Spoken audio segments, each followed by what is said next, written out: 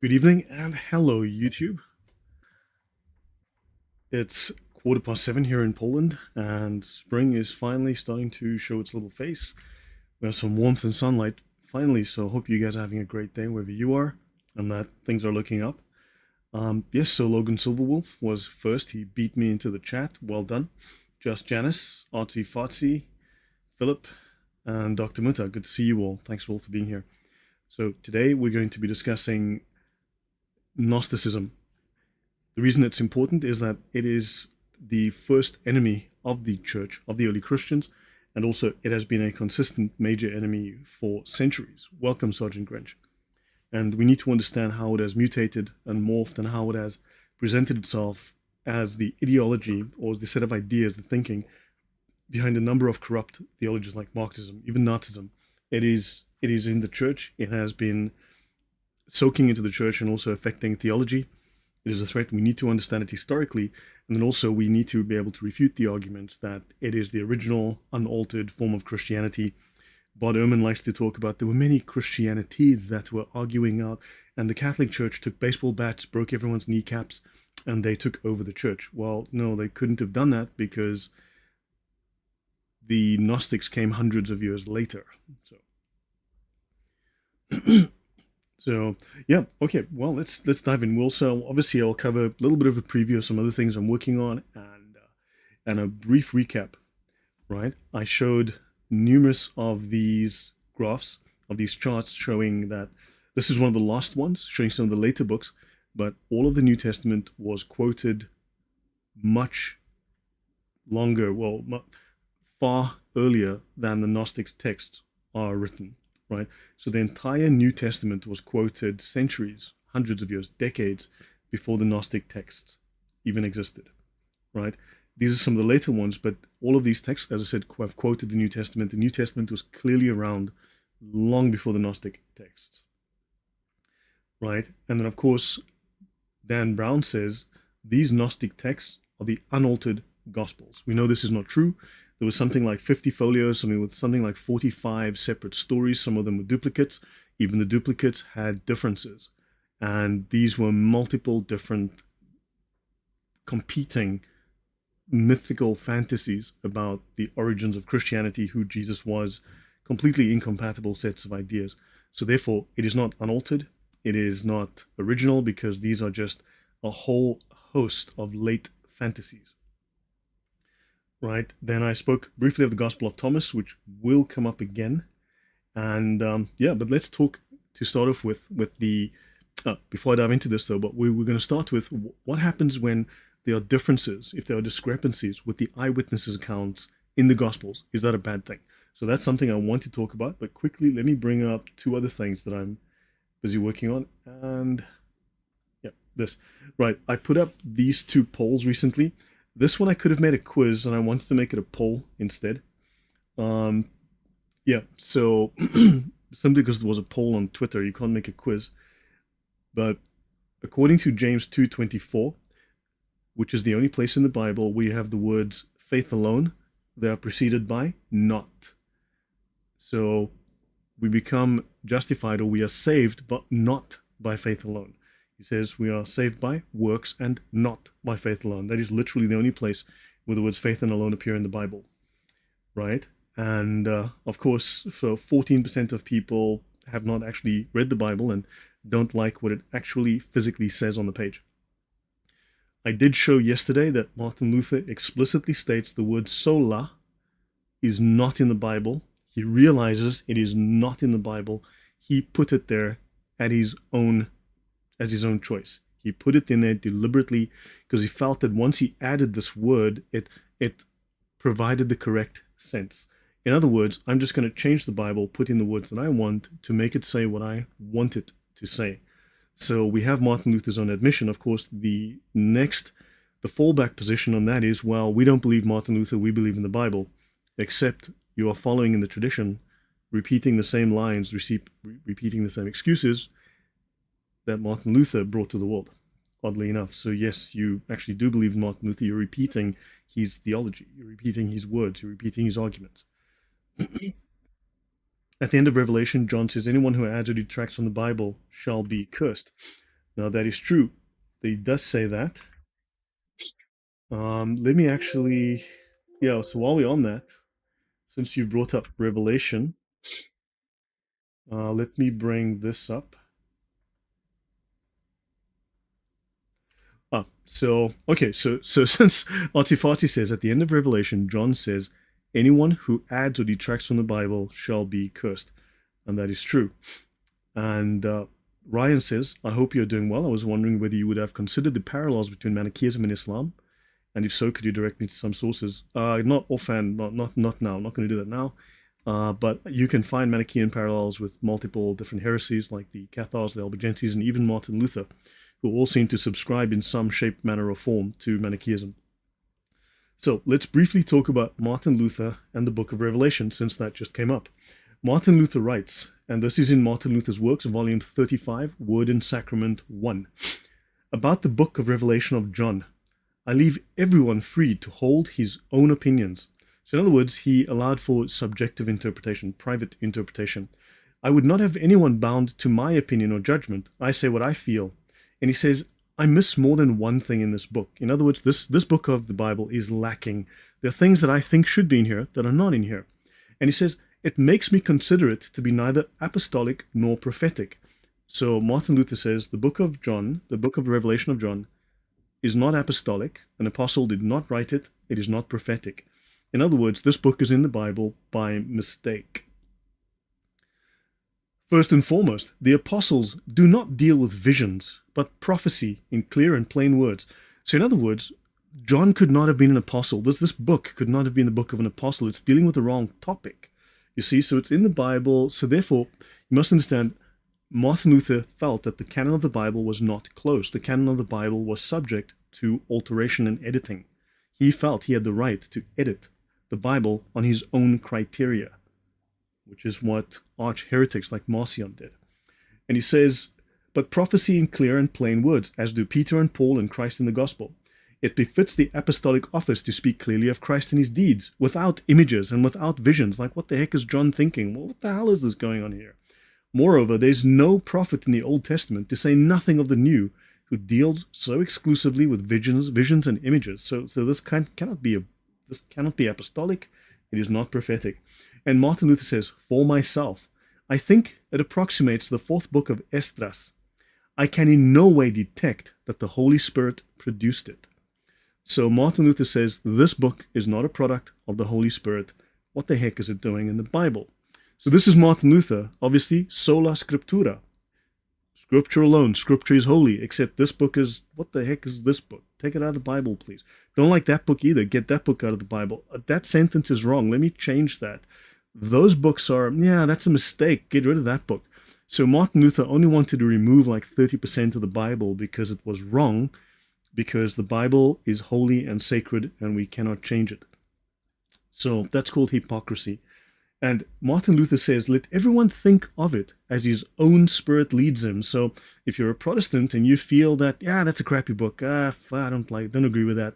I think that's just a comic book. I think that's a kid's fairy tale. He's saying that's fine. Let your own spirit lead you to whatever opinion you like. And my spirit cannot accommodate itself to this book. For me, this is reason enough not to think highly of it. So this is not a book produced by the Holy Spirit. I have no idea what the heck it's doing in the Bible. I don't think much of it. So do you think that is in keeping with sola scriptura, or is that just sheer hypocrisy from the chief hypocrite, Dr. Martin Luther? Yes, Artie Farty. Sounds like something the devil would say. And only Martin Luther's allowed to have prophetic visions. And Mr. Rock says, interestingly, Irenaeus, I believe, said the exact opposite. He said that despite not knowing its meaning, he trusted the authority of the church to keep it in. Subjectivism. No, Dr. Muta, that is correct. That's 100% correct. Martin Luther was a subjectivist. I mean, he states it as such. I've already covered some of that. And, and that's probably why John wrote that last part down, exactly. So yes, Luther's opinion trumps the canon, Dr. Jonathan Gemmell. That is a fact. He felt his opinion. He wanted to get rid of about 30% of the Bible. His followers eventually did. So that's exactly what happened. But understand, Martin Luther had a very low opinion. I mean, you got to see his opinion in the book of James, right? In fact, in his table talks, number 5443, it actually opens with the title, Luther has low opinion of Epistle James, and it's pretty intense. Okay, then on top of that, so let me get back to where I was. Then, so I've mentioned that already, and then also I added this question: was it Protestant, Lutheran bishops and theologians, or Catholics who supported Nazism and wrote a new version of the New Testament with Jewish references removed, denying that Jesus was a Jew during the Nazi era to align Christianity with Nazi ideology and purify the Bible of any Jewishness? Well, so I've asked the question here. I decided not to make it a quiz with a right and wrong answer, but a poll. So Protestants and Lutherans. So the Protestants, now there's the common myth of Hitler's Pope, which is a lie. It's completely false. That's a completely false polemic. The Protestant church, theologians, priests, deacons in the thousands, in the hundreds of thousands, enthusiastically supported the Nazis. And they even were willing to rewrite the Gospels, to alter the Gospels to align with Nazi principles. This is something the Protestants did. Protestant priests, Protestant theologians, highly educated Lutheran Protestants decided, well, yes, we need to change the Bible because Nazism is the new Christianity. And yes, Mr. Rock, I've already done the electoral map of 1933 Germany. Yes. Yes. So yes, you are predestined, Sergeant Grinch, to blame Luther and Calvin for modern heresy. Yes. Okay, so understand. So I want to briefly go through some of the material. I will cover. What I want to do is a talk again in the near future, continuing the talks on Martin Luther, but this time I'm going to move towards World War II. So we're going to go from Martin Luther's era to Nazi Germany, 1933 to 1943. So we're going to go to that period, and we're going to be talking in the near future about the Protestants and Martin Luther in Nazi Germany. So I'll give you just 5 of the early first quotes that I just bring your attention to. The de-Judaization of the religious life as the task of German theology and church. So that's mentioned by Walter Grundmann. So the German church and German theology must remove all Jewishness from the Bible.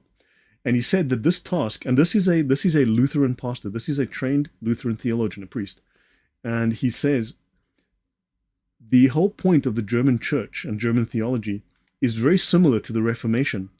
Protestants had to overcome Judaism just as Luther had overcome Catholicism. So it was important that the Germans continue in the Reformation tradition by getting rid of Judaism. The Bible would have to be purified, Grundmann continued, restored to its pristine condition before all that Jewish nonsense came into the Bible, to proclaim the truth about Jesus, that he sought the destruction of Judaism.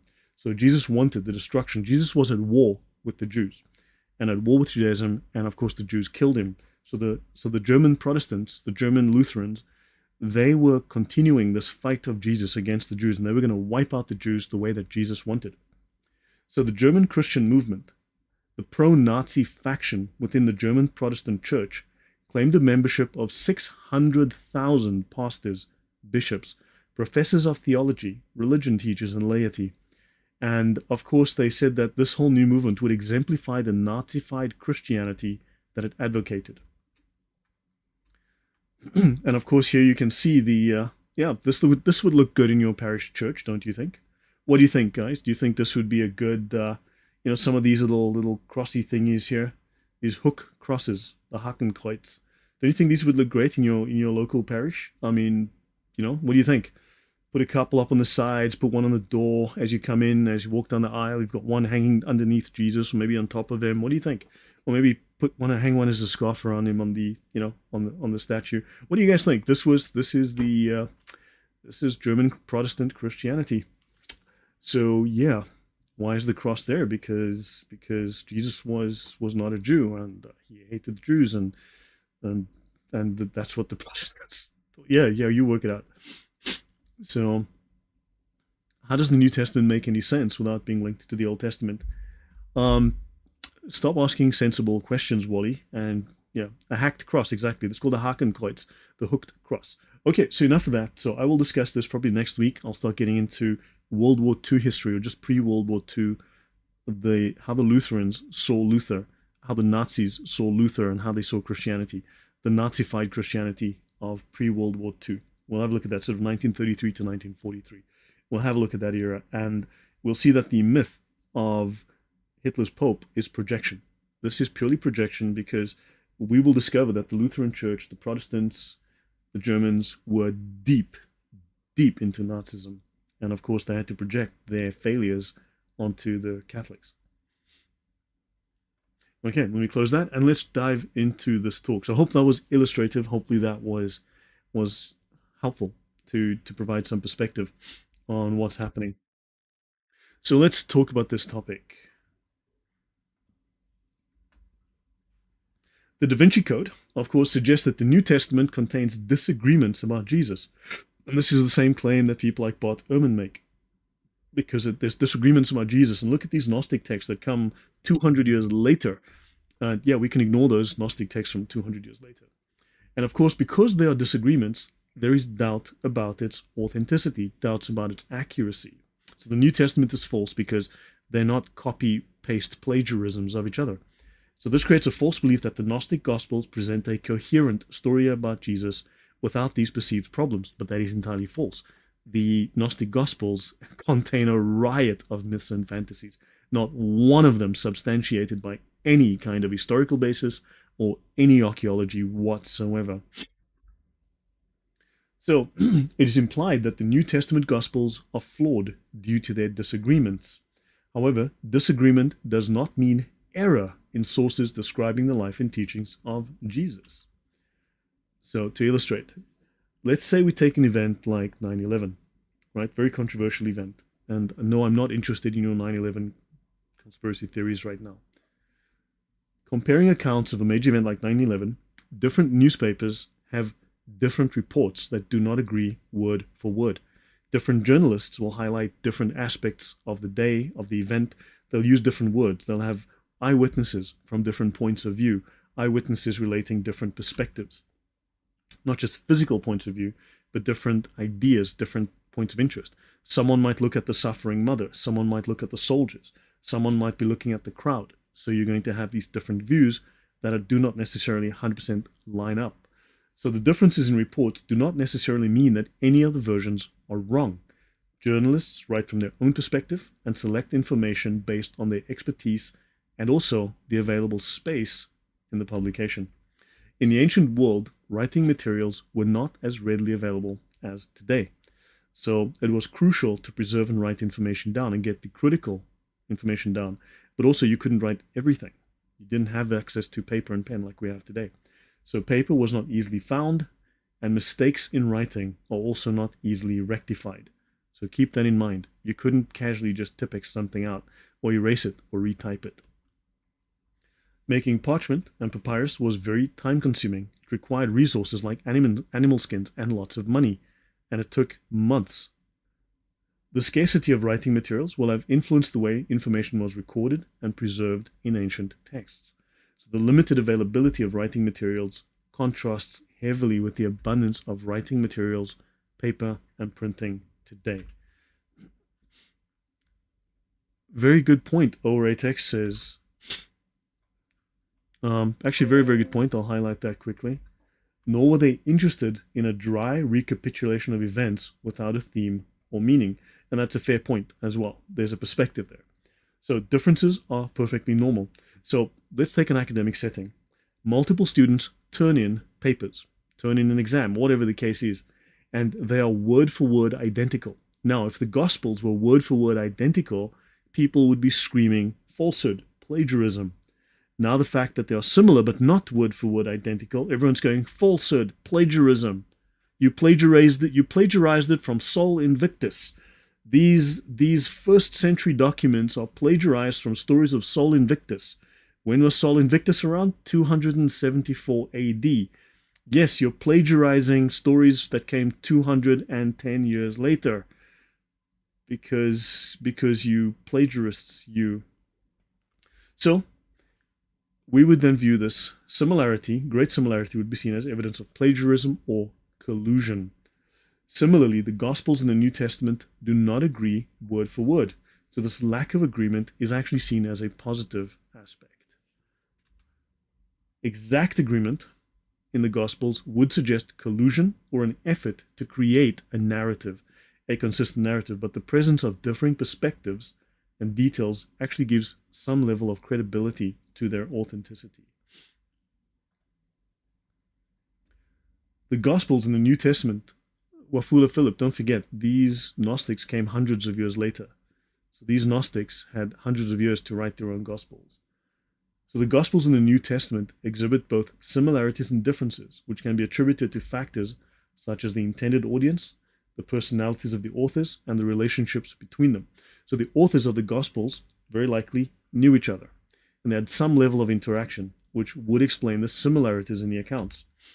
At the same time, each Gospel writer has their own individual perspective and their own sources. So there's independent work and unique details in each account. So the combination of shared knowledge, independent viewpoints, just reflects normal circumstances and practices in which these were written. So that's from an academic point of view, an academic summary of why there would be differences within the New Testament. So now a short summary and some recommended books that would be useful. So Michael Heiser recommends Craig L. Blomberg, The Historical Reliability of the Gospels, and he talks about Matthew, Mark, and Luke, as well as John, but it sort of emphasizes these three. He has a companion volume on John's Gospel. He says not light reading, but would be very useful as a reference. He really references David Allen Black, and he says, why 4 Gospels? And he says, Black tries to write for the lay audience. You might find that useful. He then says, David Allen Black, rethinking the synoptic problem, the synoptic Gospels. And the claim that the Gnostic Gospels are older, more consistent, more reliable, and unaltered compared to the New Testament Gospels is not supported by historical evidence. It's just a big fat lie. Understand, it's purely just a big fat lie. The dates of the Gnostic Gospels are all later than the New Testament Gospels, and there is evidence of earlier sources quoting from the New Testament. Now, the author, Dumb Brown, who makes these claims in his book, The Da Vinci Clown, probably did so for sensationalism, or he wants to sell a book, and for commercial reasons rather than historical accuracy, or he's a rabid Gnostic. It's also called fiction for a reason. Now, some scholars and some authors, such as Michael Bagent, Richard Lee, Henry Lincoln, and Picknett and Prince, present pseudo-scholarship. Now, while remaining polite, he's not exactly kind, right? Michael Heiser is not kind to these scholars. He basically calls them charlatans. And he says these people are presenting pseudo-scholarship in their non-fiction works. They're presenting obvious nonsense. So these individuals may be accused of not providing accurate or incomplete information in their writings, which misleads readers and contributes to misinformation. So he just calls them people who apply fiction, basically. It is essential authors and scholars must uphold scholarly standards and provide reliable sources and evidence to support their claims in non-fiction works. Right, pseudo-scholarship, and back to the Gospel of Thomas. Scholars and authors who engage in pseudo-scholarship either lack necessary knowledge and credentials to write accurately, or they intentionally leave out key information. Now, because they want to push a specific agenda. Now, you've noticed that I have been providing very detailed information on Martin Luther. I've been very careful in what I'm quoting and my sources. I've provided the documents, and I've shown you that all of these quotes that I'm giving are from the mouth of Martin Luther.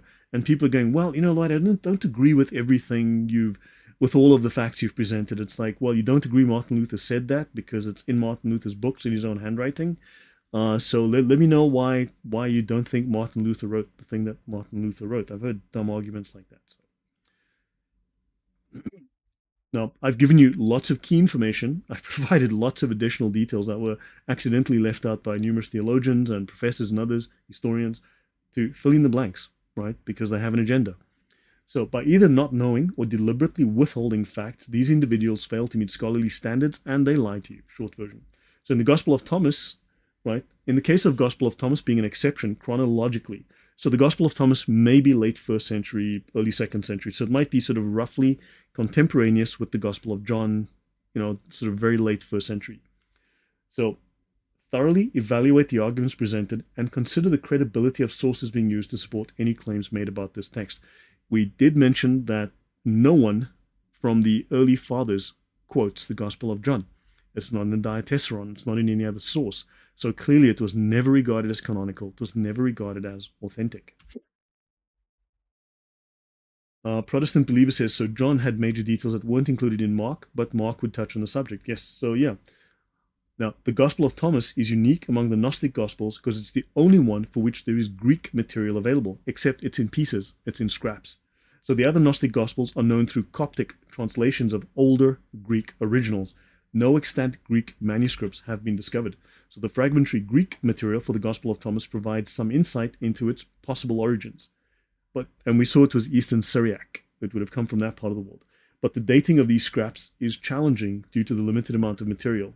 So the dating of the Gospel of Thomas may be as early as 50 AD, although the scholarship now leans towards sort of 90, 100. This could suggest that it could be contemporary with the canonical Gospels, but this is still a matter of debate. It would seem to be sort of roughly around the year 100. Briefly, the Gospel of Thomas. So known from a collection of fragments, right? These are papyrus manuscripts written in Coptic, not Greek. They were discovered at Nag Hammadi in Egypt. The majority of the text is preserved, but there are literal gaps and missing portions in the manuscript, right? It is more accurate to say that the Gospel of Thomas is available in pieces or fragmentary form rather than complete. So the Gospel of Thomas is known from two main sources, a highly fragmentary version in Greek and an almost complete copy in Coptic. The Coptic version is more complete, but contains gaps and missing portions. So it is called a fragmentary. So it's a fragmentary document. It does not contain references to the story of Jesus, his birth, life, death, or resurrection. Instead, it is a collection of 114 sayings. So it's almost like the book of Ecclesiastes, just a series of sayings called logia that are attributed to Jesus. So prior to its association with Gnosticism, the Gospel of Thomas was not viewed as a typical gospel because it's not a narrative history. As I said, it's a group of like aphorisms. So the collection of sayings attributed to Jesus is similar to the book of Proverbs in structure. Dr. Jonathan Gavin says, Luther said it. Question, Luther said it. Answer, but he can't have said it. That isn't the Luther I know. Yeah, so Martin Luther's lying. Yeah, it's when you quote Muhammad or quote Muhammad to Muslims. It's like, no, he never said that. That's a weak hadith. Yeah. So these logia are not narrative accounts, but individual teachings or aphorisms attributed to Jesus. So the association of the Gospel of Thomas with Gnosticism is due to thematic and conceptual similarities between some of the sayings in Thomas and the more extensive theological parchments found in the Gnostic text. So there seems to be some sort of thematic parallels between the other Nag Hammadi scrolls and what's in the Gospel of Thomas. So it reflects elements of later Gnostic thinking. It predates the development of full-fledged Gnosticism, and that was 2nd, 3rd century, right? As a distinct religious movement. So it represents a convergence of some ideas and some teachings. So the presence of Gnostic themes in the sayings of Thomas suggests there were already threads of Gnostic thought circulating in the early Christian community. We know, for instance, there was Simon the Samaritan, Simon Magus, Simon the magician. We know already that some of these Gnostic ideas persisted then already, very, very early on. And of course, these ideas remained around for hundreds of years. So the followers of Simon Magus stayed around for hundreds of years, and they would simply just put on a new coat of paint and come back out the door under a fresh name, but it was the same ideas, just under a new hat. Right, so these ideas would later develop into the more cohesive Gnostic tradition. So it comes from roughly the year 100, and of course you've got your Gnostic Gospels in the 3rd and 4th century. So what are the Gnostic Gospels? A quick overview of this. I have this video on YouTube. You can check that as well. So the Nag Hammadi library. So the Gnostic Gospels are not scripture. Definitely not. Right? The Gnostic Gospels are 2nd to 4th century writings. They include things like the Gospel of Thomas, the Gospel of Truth, the Gospel of Mary, the Gospel of Philip. It's never the Gospel of Billy. It's never the Gospel of Cecil.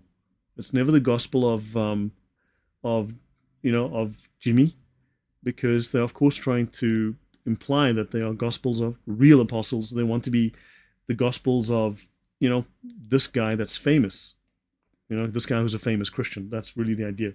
So you've got a number of these different Gospels. They were known and they were condemned by the early church for being outside of accepted teaching. Just the Book of Grinch. Yeah, why would they call it the Book of Grinch? They're like, Grinch who? Star-Lord, who? That's the situation you'd be with. But you go, well, it's actually the Book of James. It's like, oh, James, the famous James. No, you can't be famous. Martin Luther doesn't like you. So now these books are not considered inspired scripture. Now there are 114 verses of the Gospel of Thomas, just like there's 114 surahs of the Quran. Now he mentions becoming like Jesus. In Logia 108, he says, Jesus said, "He who shall drink from my mouth shall become like me. I myself will become he, and the hidden thing shall be revealed to him."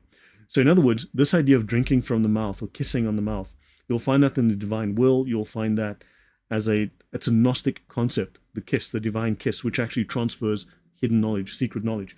And I myself will become he, so you will become God. You'll become God because you'll be filled with the secret knowledge, right? The hidden thing shall be revealed to him. So on Peter and Mary and women, Logia 1:14, Simon Peter said to them, "Let Mary go forth from among us, for women are not worthy of life." Jesus said, "Behold, I shall lead her, that I may make Mary male, in order that she also may become a living spirit like you males. For every woman who makes herself male shall enter into the kingdom of heaven." Yeah, so that's definitely, Jesus would have said that. I can see that. Now the Nag Hammadi library, these are some of the scrolls here you can see. The trans movement. Joel Thomas, yes. That's, of course, that I was implying that, and I think you understood. Yes. Now, the artsy fartsy, I don't want to be a male, and I'm so glad. So the Nag Hammadi library, okay, was discovered in 45, and it brought these gospels to public attention. So as a historical corpus, they offer obviously historical information. They have historical value. But they were written after the New Testament period, and they conflict with it, right? They're in contradiction with the New Testament, being alternative beliefs rejected by the early church. The already mentioned Gospels, among others, were published and in some cases popularly marketed as lost Gospels. What do these secret Gospels contain? Buy my book and find out, right? So, holes in the narrative. Now, there are holes in the narrative, and then there are also, as you can see, literal holes in the narrative. Now, scholars agree that these writings were not produced by the famous Christians to whom the titles attribute the works. Silvana Liveria, welcome. Romeo and Roseanne, Jim Bruvara, welcome. Okay, Blue Dragon, hello there. I am Gnostic, but of Eastern type Buddhist based, not these silly fanfics. It's still fanfic, Blue Dragon. It's still silly fanfic. So now, nor were they written during the time period in which those figures lived. So they come much later. This is why Jesus was plagiarized from Sol Invictus, which was created in 274 AD. So yeah, I can see that happening. So the Gnostic Gospels were known during the time of their writing, and they were rejected, right? They were left outside of the study by most until they were rediscovered in the 20th century. We know of them through the writings of people like Saint Irenaeus in his Against Heresies, right? Here you've got page 1 of the Gospel of Judas. Now, a brief summary of the Gospel of Philip as an example. The rediscovered Gospel of Philip is Gnostic, written between the late 2nd to 4th century, origin unknown. The author was likely a Gnostic from that time period, offering an alternative perspective to the traditional teachings of the church. The church did not take the Gospel of Philip seriously. There is no early Greek copy. It popularized the idea of a marriage between Jesus and Mary Magdalene. This is where, of course, Dan Brown gets his ideas from. This idea is not supported by any credible historical evidence. I've covered this already, and I will be covering it further. Now, the Gospel of Philip is not a missing gospel. It's a later alternative fan fiction, right? And it is promoted by people who want to create a Gnostic-influenced Christianity, their own private version of Christianity. So the date of the document's origin is generally unknown. It's a very wide range, and it focuses on the activity of the Gnostic leader Valentinus, who was in Rome from 138 to 158. So it's written after that period. Right? Scholars agree it was written no earlier than this time. It was likely written later, in the late 2nd or 3rd century, as a response to Valentinus' theological ideas and teachings. So these are great for fiction, like the Da Vinci Code, right? It is not written by Philip, the disciple. It is not a biblical gospel. It is named after him because he is the only disciple mentioned in the text. It focuses on the sacrament of marriage as a sacred mystery. Don't forget, but the sacred kiss is the transfer of gnosis. right? It's mentioned in Dan Brown's The Da Vinci Clown as evidence of Jesus' relationship with Mary Magdalene. The text does not state, and I've covered this in depth. I will probably do it again, but I have covered this a couple of times in depth. It doesn't. I've read the book. It was fun to read. But yeah, the text does not state that Jesus was married to Mary or even romantically involved. The section referring to their relationship is heavily damaged and implies nothing beyond a friendly relationship. You have to catch a bus, Dr. Jonathan? Well, we'll catch you later. So I won't go too long tonight on this one. The original, I'm only going to go to about page 75, so I'm not going to go too many slides tonight. The original writing of the Gospel of Philip is dated to the 3rd century at the earliest, right? Which is about 200 years after Jesus' death, right? So you're looking at 200 years, at least a century, if not 200 years after Jesus' death. So the value of studying the Gospel of Philip lies in understanding early pseudo-Christian heresies, or to enjoy fiction, of course. Now, of course, we can see, did Jesus marry? Right, so this is my video that I did on Did Jesus Marry in 2 parts. Did Jesus marry Mary Magdalene? I cover this in 2 parts, all right? Ignore the demented looking guy over there and focus on the content. So have a look at that. Did Jesus marry Mary Magdalene? It's in 2 parts. I cover this in depth. I will repeat some of that data here because I'm going to add some more detail to it. Right, so briefly now, the Essenes versus the Cathars. So the Game of Thrones, what am I thinking? The Gospel of Thomas. It contains threads of Gnostic thought due to thematic similarities with later Gnostic texts, right? So if certain lines from the Dead Sea Scrolls are selectively quoted to a Gnostic scholar, these lines from the Dead Sea Scrolls might also sound Gnostic in nature, right? Because they are shared ideas, but we know that these books come much later. They were plagiarizing, they were cribbing Christian ideas, right? And that would be later expanded upon in Gnosticism. So the Gospel of Thomas is before Gnosticism was fully established as religion around the 3rd century-ish. You can find these themes and concepts in different religious and philosophical traditions, right? Even if they develop separately at different times. Now, the Essenes were a Jewish sect that existed, and we will discuss the Essenes in depth later. They existed before the New Testament era. Now, some scholars associate them with the community that produced the Dead Sea Scrolls. And the Essenes were known for an ascetic lifestyle, communal living, and esoteric teaching.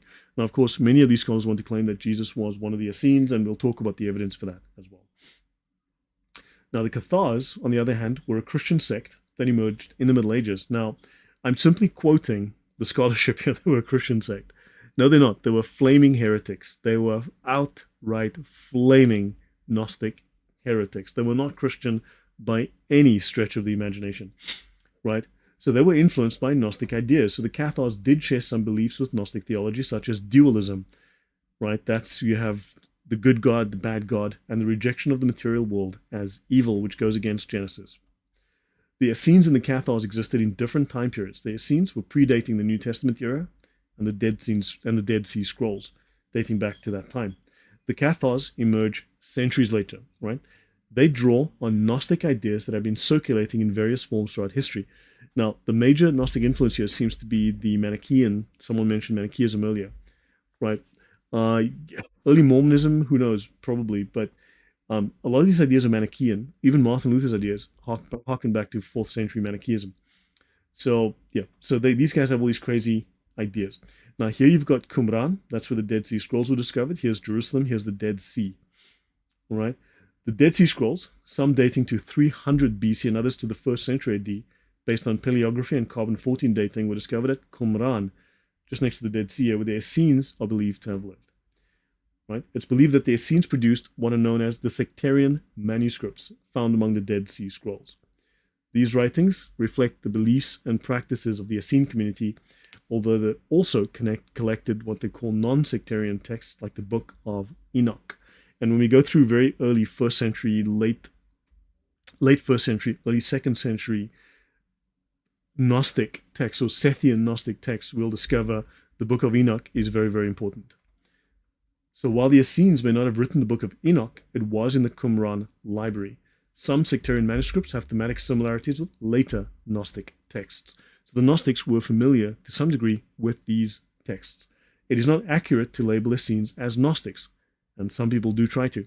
as Gnosticism is a distinct religious movement with its own theology, and it did not emerge until the 2nd or 3rd century, and believed to have coalesced in the late 1st century AD among Jewish and early Christian groups. So the evidence for the development of Gnosticism as a separate religious movement comes from the discovery of the Gnostic Gospels. And these texts reflect a fully formed set of theological ideas, and of course we know these come 200-300 years after Christianity. Right. Now, the Dead Sea Scrolls and Secret Codes.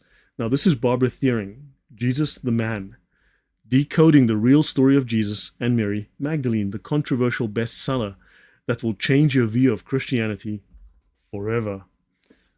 So you have popular writers like Bagent, Lee, Lincoln, Picknett, and Prince, who all have attempted to create connections between various groups such as the Essenes, the Gnostics, and the Freemasons. So to make these associations, they often disregard the dating of the Dead Sea Scrolls. Of course, they've got to overlook the facts, because the facts would hurt their story. So Barbara Thiering challenges the dating of the Dead Sea Scrolls, and she believes that they contain a secret coded language that overlaps with the New Testament. Now, the majority of scholars do agree with the dating of the Dead Sea Scrolls based on carbon-14 dating and, of course, analysis of the writing. So despite Thiering's claims, the DSS do not mention any New Testament characters. There is no evidence of a connection between the Essenes and later Gnostic or Masonic traditions. Right? Now, do some of your own research. Explore the Dead Sea Scrolls, right? To look at historical context. Don't always rely on interpretations or theories by scholars or popular writers. Do your own research. Try to spend time reading up a little bit. Thank you very, very much. I am so grateful.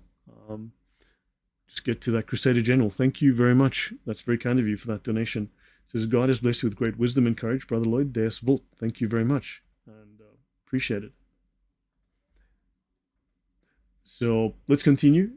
In their book, The Turin Shroud, How Da Vinci Fooled History, Prince and Picknett make the controversial claim that the face depicted on the famous Turin Shroud is not Jesus Christ as traditionally believed, but Leonardo da Vinci.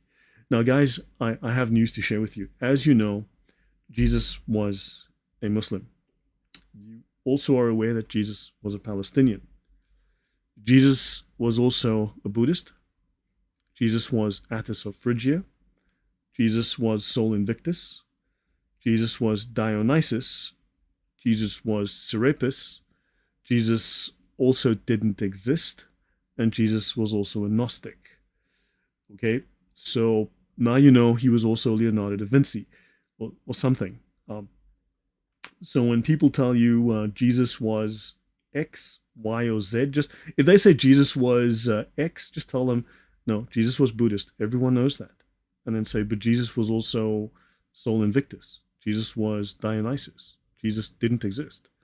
Jesus was a Gnostic. Jesus was invisible. Jesus was a phantom. Jesus was also Serapis. Jesus was also Thoth. He was Ra. Jesus was Egyptian. Jesus was Buddhist. Jesus also went to Japan. And so yeah, just say, look, I mean, sorry, if you can sort out like between all these stories, I'll get back to you, right? Yeah, he was Mithra as well. Exactly. Yes, he was Mithra. Oh, yeah, I forgot about Mithra. You're right. Matty says, yeah, I think Eddie was Mithra too. So yeah, he was Elvis. Jesus was Elvis. You're right. And so yeah, I guess just throw that back, because look, I mean, seriously, you guys got to get into a ring and sort it out and figure out which one he was, because you can't all be right. So now, everyone jumped on the Da Vinci Code narrative, which suggests that Leonardo da Vinci played a significant role in historical events and mysteries. And this is linked to the idea of the Priory of Sion. Okay, this is very much linked. Again, if you go to my talk here, Did Jesus Marry Mary Magdalene? Then you're going to learn about the Priory of Sion. So just keep that in mind, okay?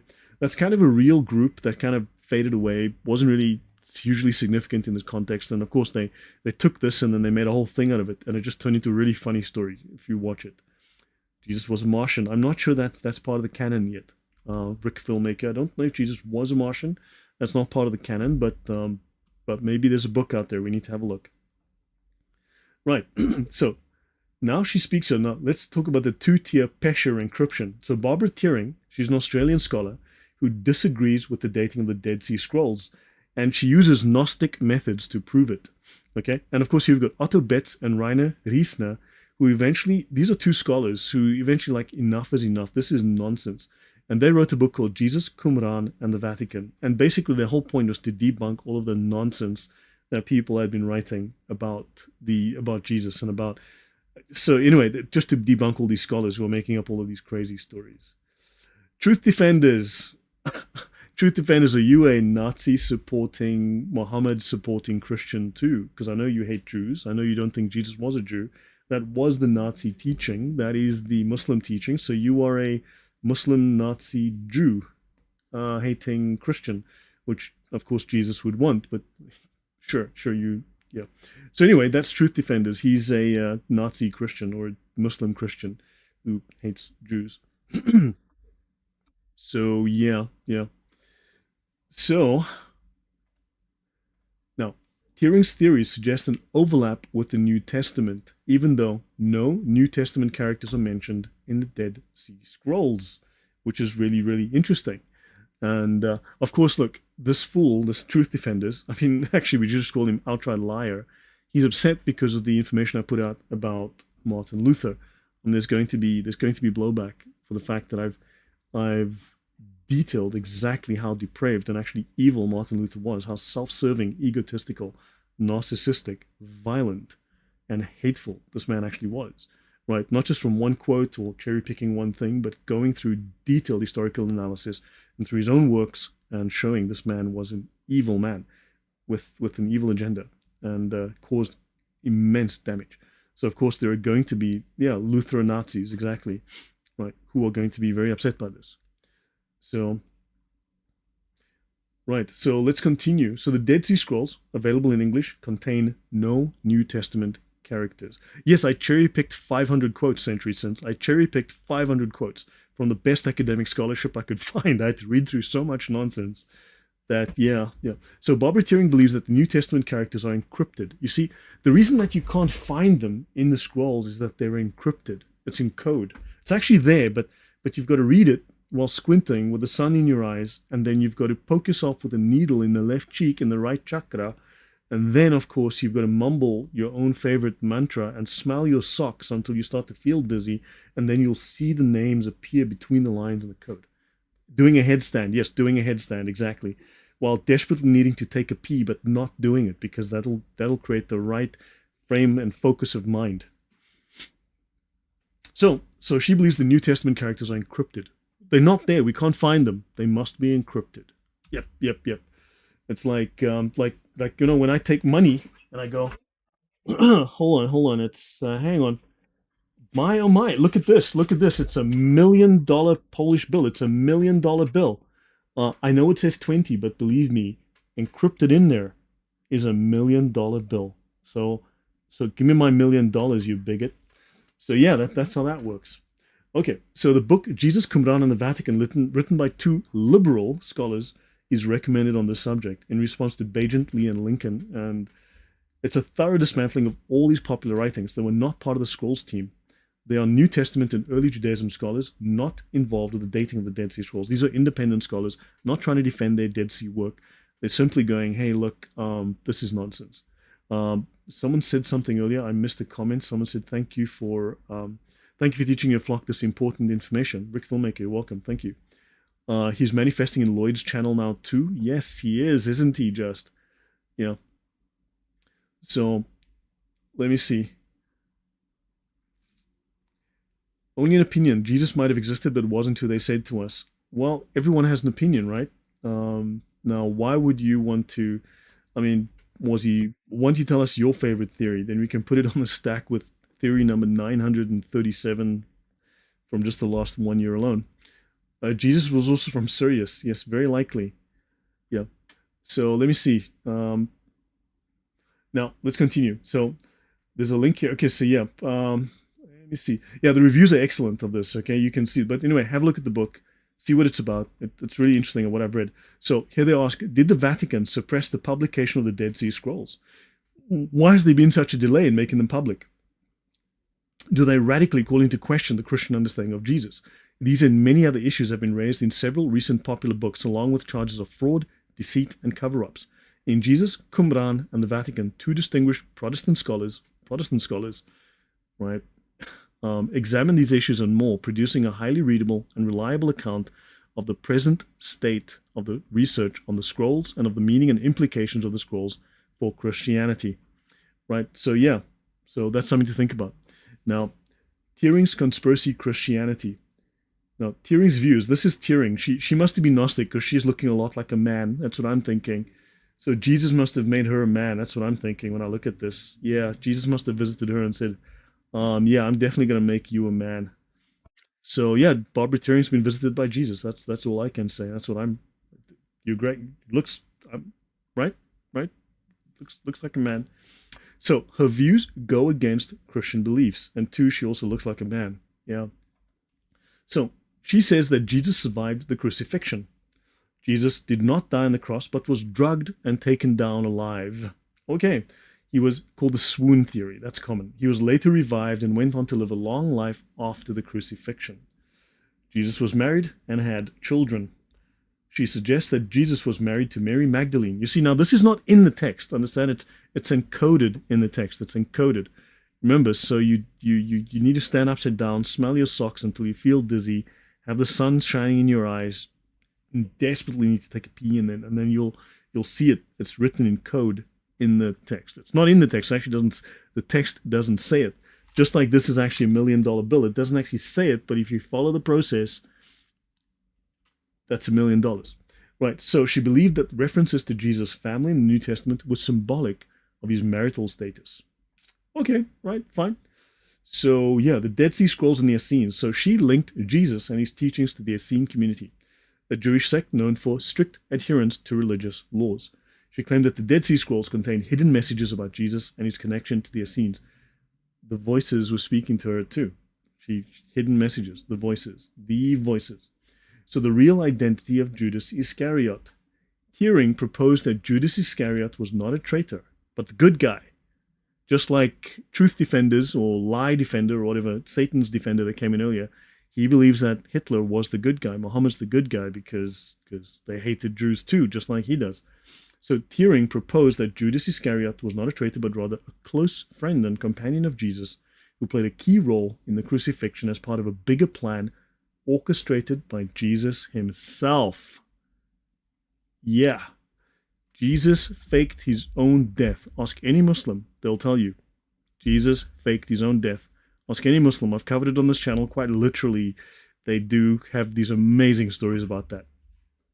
Okay, so that wipes, sorry, that winds down that part of this. So now the next section is Mary Magdalene and Jesus. Now look, I will come back to some of these points as we go, but now we need to move into a deeper examination of Mary Magdalene and Jesus. So I'll be touching on various points as we go, but let me do a couple of pages on this. Right. So did you know that Jesus turned the water into grape juice at the wedding at Cana? A Protestant pastor asserts wine in the Bible is just grape juice because God doesn't want us drinking alcohol. Yeah. Don't forget, Martin Luther said anyone can make up any opinion they want of the Bible for themselves, right? That was Martin Luther's view. So yeah. So Yvette R, I'm late to the party today, but I'll catch up later. Well, welcome. Okay, so we'll do 1 or 2 more pages, and I'll call it a night. Because talking the last few days, my throat, I'm still recovering. So, for the record, Jesus is God, King of Kings, and the Son of God. Everything other than that is from teaching of the fallen angels. Well said, Rotom Electric. Fair enough. It's like why no one can just stick with the gospel account as history. That's because they wouldn't want to admit truth. They wouldn't want to admit the gospel account is actually truth. And therefore, they have to make up fiction. So, yeah. So, the Da Vinci Code portrays the church as an evil enemy, said to have deliberately cast Mary as a prostitute based on the idea that the church wanted to suppress the truth of Jesus and Mary being married. So the theory proposed in the Da Vinci Code is rooted in a critical interpretation of the church. In other words, a harsh, negative interpretation of the church. Welcome, it's just your boy Jay. This is basically what's called a hermeneutic of suspicion towards the church. So Jesus having a wife is at the center of the conspiracy theory in the Da Vinci Code. The central question is whether Jesus and Mary Magdalene were married. Now I've already told you I've done 2 episodes on was Jesus married to Mary Magdalene. That should be very interesting. It's actually laughably funny. Some of it, it's real conspiracy theory stuff. It's insane. It's actually funny. But yeah, we'll do some different analysis on the same topic today. Yeah, anyone desiring to complicate the church teaching with Gnostic theories is an enemy of God. Yes, that is 100% true. So there's a misconception that Mary Magdalene's sins were related to sexual activity, leading to the idea that she was a harlot or prostitute. This is not supported by the New Testament evidence. So who Mary Magdalene was is at the heart of the debate presented in the Da Vinci Code. How did Mary Magdalene come to be identified as a prostitute? That's a very important question. So this session, we want to clarify who Mary Magdalene really was and examine Dunn Brown's assertions and those of related scholars. Wally Ram says, if the Gospels are true, then everyone, high or low, is subject to the same law, grace and mercy. Yes, if that story, if the Gospel occurred as is written, then that is the truth. Therefore, everyone else has to create a fiction to deny that truth. Everyone else has to contort logic, contort reality, contort the narrative to deny that particular truth. If Jesus lived, died, and was resurrected, then he is God. God walked on earth as a man, and this is the truth that we would have to deny if, basically, as, how do I phrase that? Sorry. We would have to deny this with all of this fiction that's being created, right? To say, if that's true, then this means that Jesus is God, that this is the moral law, he exists, and there is a God. Then the atheists have to come along and make up their story. Then the Gnostics have to come along and make up their story. The modernists have to come along and make up their story. You've got the Freemasons come along and make up their story. The Muslims come along, all in service of denial of the basic truth. And the truth here is not just a metaphysical concept. It's not just a religious or theological concept. It's an actual fact of history, right? This is a fact of history. You'd have to come along and deny this history didn't happen. Hence the modernist attack on the Bible. Hence the historical critical attack on the Bible. Hence the attempt to link Jesus to everything other than simple historical fact. Now, the story in the Gospels is fact, is history. It is proven by archaeology. It is proven through evidence that is found when people go dig. It's proven by other sources, whereas Gnostic stories, those are just simply myths and fantasies. When you look at all of these other things, they're simply myths and fantasies. They're Gnostic. Whereas when I say we, I mean as people, right? We are trying to deny the truth because the truth is uncomfortable. So that's the sense that I mean that. But then again, we as Christians, we believe this story, right? We look for the evidence. But of course, there's another way that people attempt to deny this. They simply attempt to deny that we, as humans, are capable of knowing what is outside of our minds, what is outside of our skin, what is outside of our senses by using things like nominalism, right? So Martin Luther was a nominalist, and they disbelieve that it is possible to interact with the outside world. You only have a purely subjective view of the world. You only have a purely personal, subjective idea of the world, which is completely different to everyone else. There's no universal categories. There is no universal knowledge. There are no universal standards. There are only relativist, subjectivist standards based on personal, small impressions of the world. And of course, this idea is what Martin Luther, that's the philosophy Martin Luther grew up in. So that's another way to try to deny reality, to try to deny truth by stating, and what is interesting, Jay Dyer said a couple of days ago, he was denying natural theology. Natural theology is basically the idea that using reason, using our minds, and this is what Martin Luther and these other philosophers who deny natural theology and who deny our ability to interact with the world, who are nominalists and so on, they state that it is not possible using reason to interact with the world, to discern from the world that God exists. Of course, the Bible does tell us that we see around us the evidence of God's creation, and therefore we can know from our minds and our senses that he does exist. These philosophies deny this. Now, Jay Dyer was saying that natural theology is false. This was a couple of days ago. I was amazed at that. Someone sent it to me, and he says, no, natural theology is false. Natural theology is using reason to determine that, yes, God exists. This is not looking into scripture, but using reason to determine that here we have evidence all around us. Now think, if God made the world, if God is implicit and present in the world, if God is in us, if God is in everything that was created, if he made everything, then the world's a reflection of God's grace. The world is a reflection of God's power. The world is a reflection of God's mind. The world's a reflection of God's character. Therefore, we should find God reflected in the world if we're utilizing our mind which is a reflection of God's character, we should then with God's mind that we are using, right, our mind that is a reflection of his character, we should be able to discern his character in the world. And they're saying this is not possible. We can only get it from Scripture. But Scripture, you can only know it subjectively, which is, the term for that is bullshit. So, yeah, so he's denying this, which is a Gnostic view, which disturbs me. This is Gnostic. This is nominalistic. This is a denial of reality, which is for me very concerning, because that's the view Martin Luther had. Martin Luther was, I think we've determined Martin Luther was crazy. So why would someone like J. Dyer second his opinion? I find that very disturbing. And if that is part and parcel of Eastern Orthodoxy, then Eastern Orthodoxy is heresy, quite bluntly. Then Eastern Orthodoxy has gone off the rails. And if that is implicit, if that is part of the fundamental substrate of Eastern Orthodoxy, then that is very disturbing. Then there are darker issues in Eastern Orthodoxy that I would be very concerned about. I've already said that I have concerns with Eastern Orthodoxy. I think there are potential problems there. And it's not something I would consider as a viable religion if I were to convert to that. No, I've already rejected it as an option because I don't think it is, it's viable. It's got issues. So yeah, those are my points. I have tried to listen to J. Dye in the past and I can't get into it. Cannot. Denying that reason can demonstrate God's reality and our duty towards him is condemned harshly. Yes, Wally Ram. So yeah, guys, sorry about that. Everyone has their own truth. Yeah, that's entirely subjective. Maybe because Mary Magdalena hung around with 11 men all the time, women should only stay with women, apparently. Silvana Leveria, what the heck are you on about? Are you sober? Seriously, I mean, really, what are you on about? I'm not following you at all. These comments of yours are like, what? Like, seriously, sober up, come back later. Okay, let's finish 1 or 2 more pages and we'll finish up here. So, now, Mary and the egg. So Mary is sometimes depicted holding an egg in artistic representations, right? This is from an apocryphal story about Mary that became very popular, right? So traditionally, this story became very popular.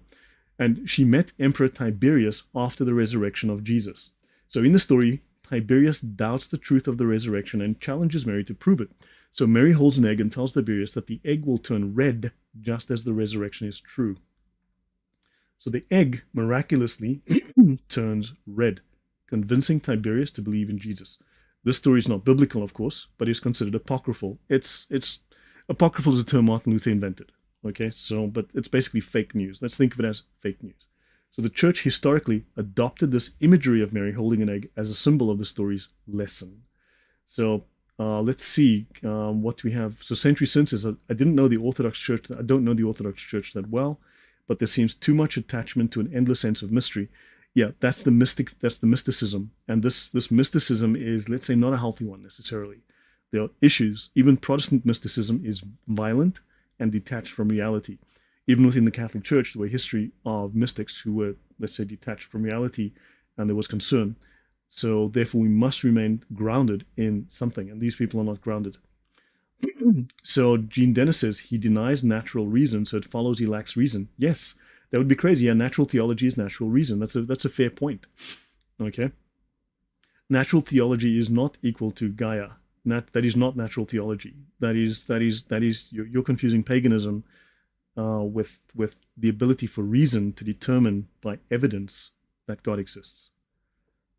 Because if we are in the world made by God and our mind is created by God, we should be able to, from using our minds, looking at creation, at the creation, we should be able to determine God made that. There is pattern, there is structure that clearly from God. That's the simple view. I've covered it in previous talks, natural theology. So let me see. Okay, did I miss anything? A lot of evidence shows that things have a law like structure, natural law, body absorbing things, and good bacteria. Yes, there's definitely structure and law. There is consistency. And of course, the nominalists deny consistency. They deny universals. So they claim that everything is random. When they apply it to science, it just corrupts science. It corrupts theology. So I listened to a compilation of Orthodox chants. It was too dark, like out of black metal. Yeah. So anyway, I've never heard this egg story before. Yeah, it's quite a common picture. Okay, so last slide. I think I'll do this slide. In Luke 7:37-40, a sinful woman comes to Jesus while he is dining at a Pharisee's house. The woman, referred to as a sinner, brings an alabaster flask of ointment and anoints Jesus' feet. The Pharisee questions Jesus' identity as a prophet because he allows the woman, whom he considers a sinner, to touch him. The Pharisees had certain views about women, and the Pharisees had certain views about purity. Jesus responds by forgiving the woman's sins and commending her faith. Now, only God can forgive sins, right, at that point. So this demonstrates he's God, and of course, well, we'll get to that. The woman in the story remains unnamed, and the specific nature of her sins is not mentioned in the passage. Now, and behold, a woman in the city, which was a sinner, when she knew that Jesus sat at meat in the Pharisee's house, brought an alabaster box of ointment, and stood at his feet behind him, weeping, and began to wash his feet with her tears, and did wipe them with the hairs of her head, and kissed his feet, and anointed them with the ointment. When the Pharisee which had bidden him saw it, he spake within himself, saying, This man, if he were a prophet, would have known who and what manner of woman that is that toucheth him, for she is a sinner. And he said unto her, Thy sins are forgiven.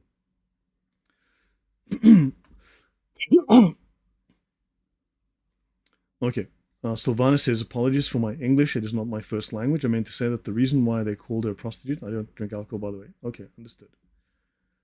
Some have linked the woman caught in adultery with Mary Magdalene. I don't think I agree with that theory. So yeah, we'll try and go through some of that evidence here. Okay. Now, Jesus also tells a parable that highlights the depth of forgiveness and the woman's great love, contrasting with the lack of hospitality from the Pharisees. So here we have to ask, who can forgive sins but God? So now, this is one of the scenes where they try to say that this woman may be Mary Magdalene. That's just one of the points that they try and raise. Okay, so the woman, last slide, the woman in the passage from Luke chapter 7 is never named, leaving her identity ambiguous. There is no explicit mention of the sins that she's guilty of. In chapter 8, Jesus travels through cities and villages proclaiming the good news of the kingdom of God. The 12 disciples are mentioned as being with him, along with women who had been healed of evil spirits and infirmities. Among these women are Mary, called Magdalene, from whom 7 demons had been cast out, as well as Susanna and Joanna, right, in Luke 8, 1-3.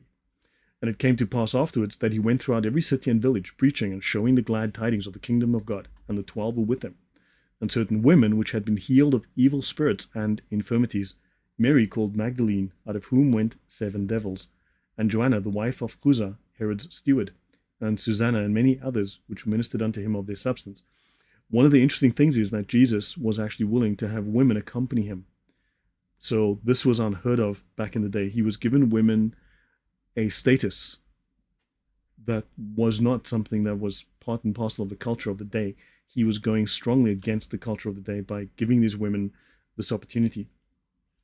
So the original Greek New Testament did not have paragraph or verse divisions, and it lacked spaces between words. That's something to bear in mind. It is possible that some assume that the woman from chapter 7 and the women in chapter 8 were the same individual, but there is no indication of this in the text. So some people are saying the woman in chapter 7 washed his feet and the women in chapter 8 are the same woman. There is no indication of this in the text. So some of these would be false assumptions that have led to some of these ideas. So here I would refer you to Dr. Michael Heiser, Gnosticism and Early Christianity, to his talk on that topic. So now here's an interesting part of confusion. I'll pause here, but in the Gospels of Mark, Matthew, and Luke, there are separate accounts of a similar event where Jesus is anointed by a woman. What we've learned is that these are 2 separate incidents. In 2 of the books, they describe one woman, and in one of the books, they describe a different woman, a different event at a different time. And of course, these have been conflated to be one event, and that would be a mistake. And this leads us to some of the confusion with regards to early biblical interpretation. And of course, these stories just become entrenched in society. These stories just become the norm. And then, so we're going to try and have to see if we can sort out some of these things and determine how did they get Mary Magdalene into that story. But have a look at my story. Did Jesus marry Mary Magdalene?